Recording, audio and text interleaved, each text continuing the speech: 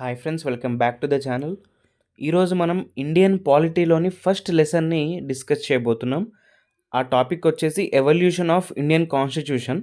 So without any further delay let's start the video. మనం ఈ evolution of Indian కాన్స్టిట్యూషన్ని ఒక time line లాగా discuss చేద్దాం సో దట్ స్టాటిక్ క్వశ్చన్స్కి ఈజీగా ఆన్సర్ ఇవ్వచ్చు. సో టైమ్ లైన్ కనుక మనం చూసుకున్నట్లయితే 1934 a constituent assembly for India was first argued by MN Roy who was a communist. The Indian National Congress has demanded the same in 1935. First అసలు మనకి కాన్స్టిట్యూయెంట్ అసెంబ్లీ అనే టాపిక్ ఎప్పుడు వస్తుంది అంటే 1934లో ఎంఎన్ రాయ్ అనే ఒక కమ్యూనిస్టు ఈ టాపిక్ని తీసుకొస్తారనమాట. దాన్నే 1935లో ఇండియన్ నేషనల్ కాంగ్రెస్ వారు వాళ్ళ డిమాండ్స్లో చేర్చడం జరుగుతుంది. నెక్స్ట్ 1938లో ఏమైంది? Jawaharlal Nehru demanded that the constituent assembly should consist of only Indians. 1938లో నెహ్రూ గారు ఏమంటారు అంటే ఆ ఏర్పాటు చేసే కాన్స్టిట్యూయెంట్ అసెంబ్లీలో కేవలం ఇండియన్స్ మాత్రమే ఉండాలి అనే ఒక డిమాండ్ని పెట్టడం జరిగింది. 1940 అండి, ఇది వెరీ ఇంపార్టెంట్ పాయింట్. దీన్నే మనం ఆగస్ట్ ఆఫర్ అని కూడా పిలుస్తాం. 1940లో ఏం జరిగింది చూద్దాం. 1940 on 8th August 1940 Lord Linlithgow has published a statement regarding Constituent Assembly for the India. It was the first time when the rights of the citizens were recognized and the promise of dominion status was made. 8th August 1940 ఆ రోజున lord Linlithgow ఏమంటాడంటే ఇండియాకి dominion status ఇస్తాము, అలాగే constituent అసెంబ్లీని కూడా ఏర్పాటు చేస్తాము అని ఒక వాగ్దానం ఇస్తాడు. డొమినియన్ స్టేటస్ అంటే ఏంటంటే సామంతాలు అంటారు కదా, సామంత రాజులు అని అంటారు కదా, అలా అనమాట. డొమినియన్ స్టేటస్ ఇండియాకి ఇచ్చి కాన్స్టిట్యూయెంట్ అసెంబ్లీని కూడా మేము ఏర్పాటు చేస్తాము అనే ఒక వాగ్దానం ఇస్తాడు. దీన్నే మనం ఆగస్ట్ ఆఫర్ అని పిలుస్తాం. It లైడ్ the foundation of constitution for our country and also for the formation of separate constituent assembly. Here the Congress decided to help the British in the world war II.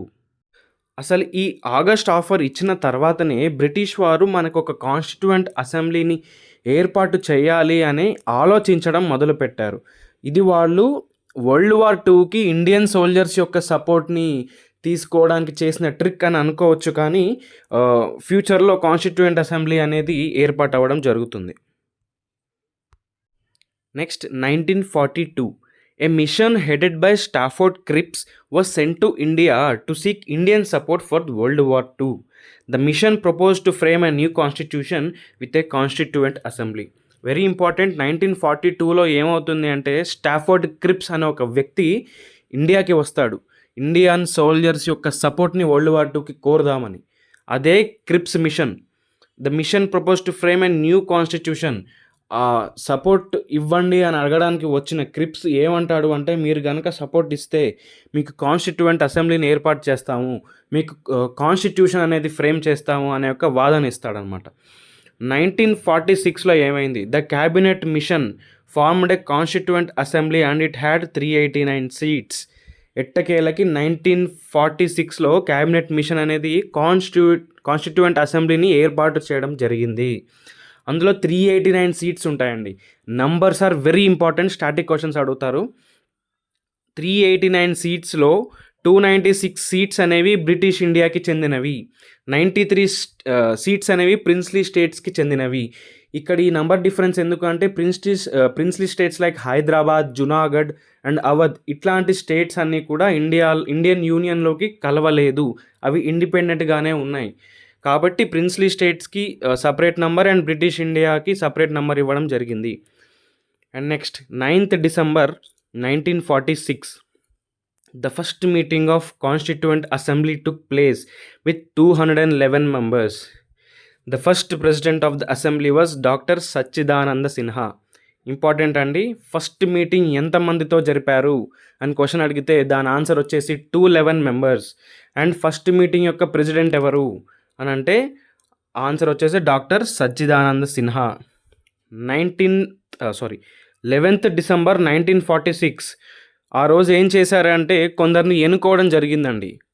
వారెవరు అంటే permanent ప్రెసిడెంట్గా doctor Rajendra Prasad గారిని ఎన్నుకోవడం జరిగింది. Permanent vice ప్రెసిడెంట్గా HC Mukherjee గారిని and constitutional అడ్వైజర్గా B N రావు గారిని ఎన్నుకోవడం జరిగింది. నెక్స్ట్ వచ్చేసి 13th December 1946 objective resolution was given by Jawaharlal Nehru which laid the philosophical structure of Indian constitution. It was passed on 22nd July 1947. Nehru గారు ఆబ్జెక్టివ్ రిజల్యూషన్స్ అనే టాపిక్ని తెరపైకి తీసుకొస్తారండి. ఆబ్జెక్టివ్ రిజల్యూషన్ అంటే ఏమీ లేదు, ఫ్యూచర్లో మనకి ఏర్పాటు అయిన ప్రియాంబులే అప్పటి ఆబ్జెక్టివ్ రిజల్యూషన్. ప్రియాంబుల్ యొక్క బేసిస్ మొత్తం కూడా ఆబ్జెక్టివ్ రిజల్యూషన్స్ నుంచి తీసుకోవడం జరిగింది. ఈ ఆబ్జెక్టివ్ రిజల్యూషన్స్ అనేది అసెంబ్లీలో 22nd July 1947 ఆ రోజున పాస్ అవ్వడం జరిగింది. నెక్స్ట్ వచ్చేసి 3rd June 1947 Lord Mountbatten planned for 2 constituent assemblies and the number of seats were reduced to 299. First speaker of India was G V Mavalankar. 3rd June 1947 అప్పటికి ఏమైంది, India and Pakistan యొక్క partition జరిగిపోయింది. అప్పుడు లార్డ్ మౌంట్ బ్యాటన్ ఏం చేస్తాడు, ఈ 2 కంట్రీస్కి 2 constituent assemblies ఉండాలి అని చెప్పేసి ఇండియన్ కాన్స్టిట్యూయెంట్ అసెంబ్లీ యొక్క నంబర్ని 299గా ఫిక్స్ చేయడం జరుగుతుంది. అండ్ ఆ అసెంబ్లీ యొక్క ఫస్ట్ స్పీకర్ ఎవరు అంటే జీవి మావలంకర్ గారు. నెక్స్ట్ వచ్చేసి 26th November 1949 the constitution of India was made.